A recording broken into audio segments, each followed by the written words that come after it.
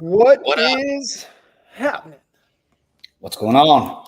All good in the hood. How you fellas? Fantastic, Love it, man. love it. I went old school. I went old school on my list keeping.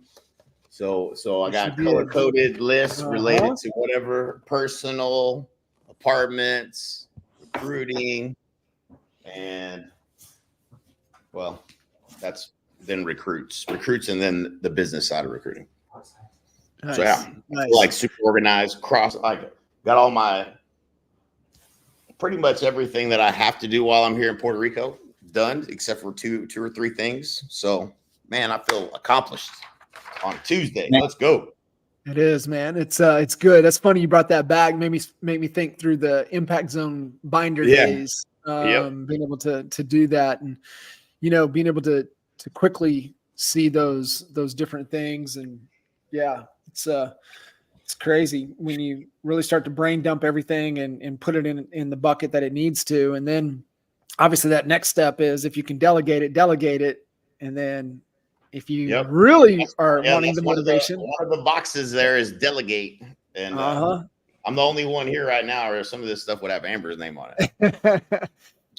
the real driving factor there too, Al, real quick, is put a dollar amount next to it. Oh yeah. Mm-hmm. Yep. What's the value of getting that done? Yep.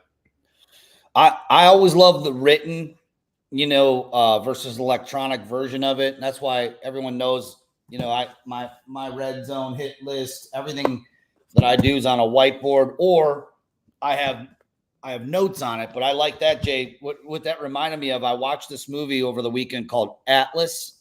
It's okay. I mean, it's good enough for a one-time. J-Lo? Yeah. Yeah. And it's with J-Lo, and AI, there's like this AI bot that basically took over and murdered hundreds of millions of human beings throughout the whole world. And there's this war going on, and her job is to like find this AI guy and kill it, before it destroys all of Earth. And the first thing she does when she goes, to all her generals, is she gives them pieces of paper, stacks. She goes, no more electronic anything. The AI sees it all, Yeah. So that reminds me of that, because she handed them notebook, like everything. Their whole strategy was on written pieces of paper because they didn't want the AI bots infiltrating. So good stuff. Why write things down? Writing it down. Write it down. Yeah. That's us, right? We're notorious for that. I mean, fucking creating dry erase board walls. Right? Yeah, creating an office where you could write anywhere on it, on with intent, right? To be able to get it out and stab it. Because I mean, for me, yeah, it's great putting it into Trello and things like that. Virtually, people can see things, but for me, it's like out of sight, out of mind. I need the most important things in front of me at all times. Hang on 1 second. I got a door. Al, what's good, man? I know you went to see our friends up north last week. How did how Ottawa was it? Dude, as always, the group of people that our leaders up there have formed is just nothing short of amazing. They're the sweetest, nicest. I love going to Canada. And had a little hiccup. It took me 20 hours to get to Ottawa, which should never take you 20 hours to get, really most places, unless you're going to Australia or something. But yeah, I got stuck in Newark, New Jersey, and I decided, nope, not going to stay here in Newark. Sorry about any Newark people, but I went to New York, 30 minutes away, stayed in Manhattan for the night, which was actually kind of cool. Quite cool. And I was supposed to be the second speaker in the morning, like the 10 o'clock slot. And I got the 3:30 slot, which was basically the last slot. Ended up following Danny Griffin, which is not easy to follow. Yeah. So followed him.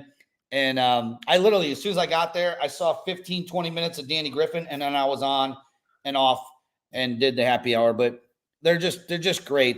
They put over 200 people in that room, all day event, all value.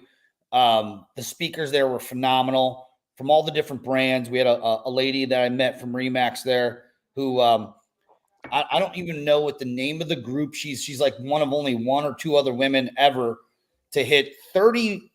I think it's like $30 million in GCI team leader. And I don't know what that's called. I knew that, you get the Hall of Fame award once you hit $1 million in GCI, but this lady, she was like the first speaker. I got to have dinner with her and her husband.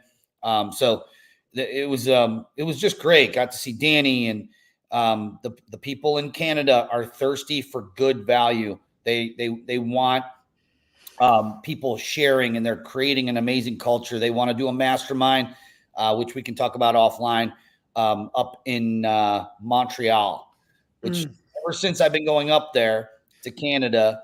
So, between Toronto and Ottawa, where I was last week, they keep saying, when are we going to Montreal? They want to take us to Montreal so bad. So maybe next ski trip, mastermind, they want to blow it out, and they want to do it in Montreal at one of their best ski resorts. So I'm excited to do it.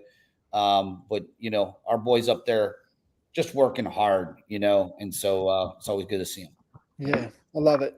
And I mean, it is right. It's around, where that obsession is. And I think the big thing, and man, I started listening to Gary Vee's new book, which I cannot recommend enough for everybody listening in, but it goes back to the whole point again of what we talk about, is that, like, if you're trying to become the best real estate agent, you're going to lose, period. And it's all about being obsessed about being the best marketer. And Gary's book, man, Gary's book, like, he hits it right from jump, right? He talks about, where all the platforms are going, where all the eyeballs are, how they're taking, what TikTok was able to do with the interest, and all the platforms are moving to that direction. LinkedIn has an, interest play just like TikTok. And so just understanding, where the eyeballs are in the game, but it's all about, creating content that is of interest. And, if you're trying to speak to buyers and sellers, what are they searching? What is their interest, and in creating that content. But I can tell you, talking with a lot of real estate agents, just like you guys do, 99% of them are all struggling with traffic. They're all struggling with demand. And, just by picking up Gary's book alone and just following what he talks about in there can solve a lot of their problems. Yeah. That was really the main theme of my entire keynote was the best marketer wins.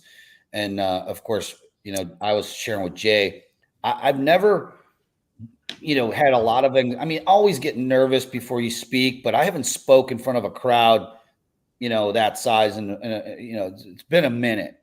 In fact, it might've been 10 months of a minute. So I just didn't know what to deliver. And so Jay sent me a presentation. I dug into my treasure chest, and I combined a couple into what I felt was the most relevant. And it really, a lot of it goes right back to the same principles anyway. So I just the good news of it, got some fresh content added to the old that really is relevant to today. And it's good to get new presentations, just, even if you don't have a speaking, if you get invited to speak and you don't have a good presentation, then, anxiety levels just skyrocket really fast. Yeah. Having one in the back pocket, ready to rip whenever is a good thing. So I encourage everybody to do it, because someone said, I don't know if we were on a call, but someone said, he who holds the mic has all the money, or something like that. It's a version of that. Nice. He who has the mic holds all the wealth, or something. I just heard it literally last week, and I'm like, all right, get on stages. Yeah. Get on as many as you can. Talking with, obviously I talk with, Joel Perso every week, and just kind of their insight and their strategies and the things that they're going. And, Justin, he tries everything. And so what they circle back to is that stages. And the challenge, though, is that they're seeing a lot of event fatigue already, but I also think it's kind of weird, man. And I love y'all's take on this. There's some weird shit going on in the market right now. And I mean, remember how, cause we would have great properties. We'd be like, man, this thing's going to fly off the shelf, and then just sit there. We're starting to see some of that. And I think there's a lot of agents, especially, not renewing. There's a lot of agents running scared, a lot of agents that just don't know how to generate demand. I mean, Funnel Pilot is a solution to generate some ads, but what's cold outreach look like? How do I do that? What's my social media game need to look like? Right. There's so many things kind of going on. That's just really, really weird right now. And I mean, yeah, I would love, kind of what you guys are seeing, thinking, need to be paying attention to, what are you reading in deep with what's going on with Inman, keeping current matters, leadership at EXP. Like, what are some of the insight things that, agents need to be thinking about right now? I would say the first thing they need to be thinking about is you better have a value proposition, and you better be able to articulate it. I think that's, and I haven't had a chance. It's in my inbox to read the message that was sent out. Where is it? It's in here. Leo sent it out. What's basically happening, right? So, like I said, I haven't had a chance to read it, but what's happening since the 60 days they announced it? They're pushing hard for buyer and seller presentation, obviously for obvious reasons. So, it's not just the best marketer that wins. It's also the agent that knows how to articulate a value proposition that creates a defining gap between them and everyone else, and gives people a reason to say yes to you now. And it's such a dude. That dude's been sitting up there forever trying to get in my gate. It's ridiculous. This Jay. Hi, DoorDash. Yes, please. Thank you. Yes, thank you. Thanks. It's always a hassle. But, it's so funny, man. And this goes back to like anybody who wants to be successful. Like, this dude's just driving DoorDash or whatever, but it says real clearly right on the sign what you're supposed to do when you get there.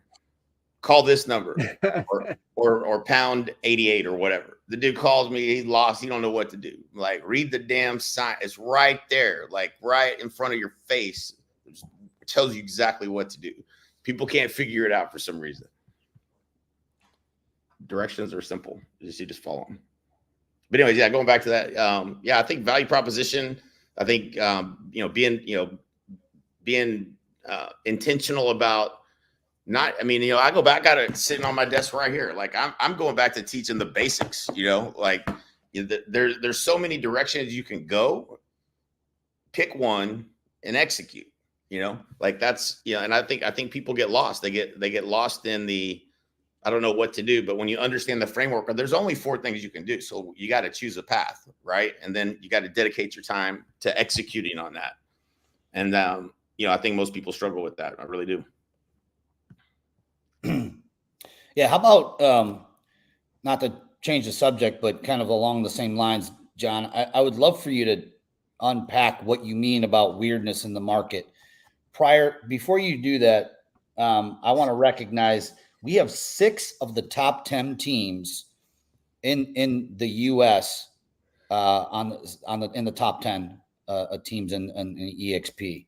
So congratulations, Kyle Whistle, Tina Call, Kenny Fast, Team Fast, Mr. Pemberton and Pemberton Homes team, and I believe Ben Stroke and Jay D'Alessandro. All in the top 10, all honey badgers. They're doing something right. You know what I'm saying? So, like, unpacking that, of what are they doing to just accelerate to the moon, during this time. But what are you saying that you're saying weird things? Yeah. I mean, so I would be willing to go back to look at those people. Go back to what Cuz just said. What is your value proposition? And I would be willing to go back to say they all have a strong, motivated seller value proposition. I would also be willing to go back and say they're not afraid to get on the phone. We know Tina, right? We know Tina's mantra. Tina's like, give me a phone book and in a laptop. It doesn't matter. I can go to anywhere, right? Because she has that skill. She has the skill to be able to have a conversation, and that skill, travels. So you look at like Kenny, right? Like Kenny built his whole business off of the perception that he's busier than what he really is with social media, right? They all have a strong, goes back to the book that Cuz just grabbed in his hand with the core four. They all dominate in one of those areas, right? Cold outreach, Tina Call dominates, but she also now dominates with social media, but her core foundation she could always fall back on is that. You go look at Whistle, it's his message, it's his brand, it's just his presence in the marketplace. He's like, you can't go anywhere without seeing Whistle. You look at like Kenny. Kenny's another, great example. One, I would be willing to bet they all have a lot of headcount. So they're doing a great job at attracting and keeping and getting people into production. So they've got great systems. They've got great processes. They've got great culture, and they've got great leadership. And so I know that to be true with Kenny. You unpack him, right? There's no inventory in the market that they're in. It's less than it was 2 years ago, and it was already horrible back then, but they do the things daily within their control. And that's outreach. That's proactive on social media. That's all the things that they can do to continue to grow.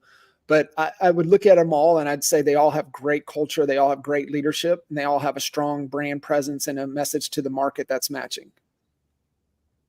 Agents that are struggling right now that I think is weird is like Cuz said, they're just lost, man. No direction, don't know what to do. They're trying everything at half-ass. They're staying real surface level with their activities instead of going deep on a few things. And I look back at us, we were guaranteed sell. We had a strong buyer platform, and then we loved on our past clients. We created raving fans. That was our 3 pillars of foundation. Yeah, it was pillars too. And I think that's another important thing is most people still, have only one real source that's consistent, that they have built systems and processes around. So going back to Jay Abraham, when he asked us, John, we were sitting in front of us, how many of you have more than one system, 2 systems, 3 systems, 4 systems? But that doesn't apply just to the referral side of it, which was the intent, what the conversation was when we were in the room that time. But how many different sources, how many different oil wells do you have? So are you dependent on one? Because if something happens to one or something stops working with one, do you have other sources that you're consistently doing in order to, that's what all these most successful people that we talk about that are killing it, they don't have just one lead source. They have multiple lead sources. Multiple. Right? Like that is, and there's an abundance of leads. There's not a lack of leads, right? Like there's not one single person that's super successful that doesn't have multiple lead sources and an abundance of leads, and then processes around calling, converting, and getting a return on investment from those things. And so I think that's a big thing that agents are missing is they don't have systems and processes. They don't have multiple pillars for their business. And when you don't have that, you're typically looking for where your next deal is going to come from, and you don't know where it's going to come from. Right. So Al, to your question, right, where it's weird. And I think where it is that from a pricing standpoint, and it's, we know, location, condition, or price. And so typically, and when you have great systems and great processes, like with CHSA, CHBA, especially on what we're talking on the listing side, typically it always comes down to price. And I think that's where it's weird. So where a lot of agents have to do a really, really good job right now is at really being able to articulate and show what the market is really doing and what's really going on, and not it's Inception, right? Trying to, DiCaprio, it's trying to provide the information to where that they come to their own conclusion of where they need to position their home in the market. And what I would tell, what I've seen is that, yeah, if you get an offer right out of the gate, you better take it. You better damn sure take it. Don't think, oh, well, this is right out of the gate. We're going to just hang in here. We're going to get a better one. No, you're not. And so I think that's what I'm saying by weird with these sellers. And that's why, like, I've been saying it for a year, man. It's the have to market, not a want to market. And so you need to put all of your energy around people that have to. And I had a good call with Gene Darden last week. Had him on the show, and he goes, man, we're focused on two things. We're focused on people that are downsizing. And I know that was a big deal for you, Al. Downsize and first-time home buyers. He goes, first-time home buyers just don't know any different. They're buying the rate 7.7. That's all they know. They don't know anything other than their parents or whatever they've been told. And he goes, that's who we're focused on right now. And so that's, like to your point, cuz, is that you got to have multiple pillars. You got different channels that you're getting that message out to, but like, where's the opportunity? There's always an opportunity. 07, 08, the opportunity was short sales, right? Or the opportunity was new construction. The opportunity, there's always an opportunity. And I think just being able to have a system of how to think through it the right way and being able to find it is key. I don't know if that helped, Al. Yeah. Yeah. I'm wondering if, our highest converting funnel, and Jay, you might be able to speak to this because you chat with Braden Moore. Yeah. Is I wonder if it will it'll continue, or how long it'll continue being our new construction funnel, which has been like our default best funnel, highest converting. A lot of that was because there was low inventory. People that wanted to move up, down, whatever, they were going in that direction because they just couldn't find a resale that they could work with. So, that's just one way for certainty to be able to find a home was to build it yourself. Now, with things shifting a bit, I'm curious if that'll continue being the best offer we can make out there. Obviously, the guaranteed cash offer is still always has been, I believe, the strongest seller side offer. But what are you guys seeing with new construction? Yeah. I mean, I think one thing, being a couple different market shifts over decades now. The thing that typically happens in a market when things start to drop in price is the gap between existing and new just gets bigger first, right? So the existing homes come down in price. Generally, that's because there's a cost to build a house, and there's equity built up in existing homes. So you start seeing prices come down. And that's when, people start looking more at existing than new, but even still, I feel like most buyers would like to buy something new. Right. So, it's probably always going to be a solid offer because most people would like to have new and are interested in looking at new. So I don't know that it's going to necessarily, there might be a better offer, the price reduced, looking for deals, that might become more, which is, it's like our second best anyways. So, I don't know that there's going to be a significant difference in what a buyer wants. I mean, as I'm looking at this KCM report from last month, and they're talking about, builders, like 38% of builders are building smaller homes now to try to make them more affordable because housing affordability is at like a 30-year low. Yeah. So, that's the big challenge is affordability, I think, in the marketplace for most people, especially with new. Spot on. I've seen I've walked some of the new builds, and they are smaller, and it's like, whoa, but the price is still up there. Yeah. It's wild. It is wild.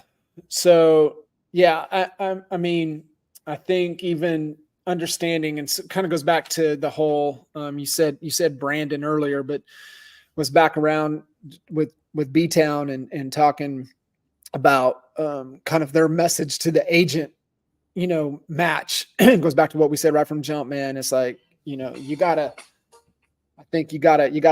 help agents understand and teach them how to fish. I mean, some are gonna go deep with it and gonna catch a bunch of fish. Some might just catch enough to survive, but I think, giving them an opportunity to how to create demand is really where our efforts need to be. Yep. Boys, I got to hop right here Cool. at the bottom of the hour here, but appreciate All right. y'all. Cuz, good. Good Out. one. Good. Good, man. All right, guys. You guys need anything? honeybadgernation.com. Hit us up, and Let's do it. we'll see you guys next time. See you.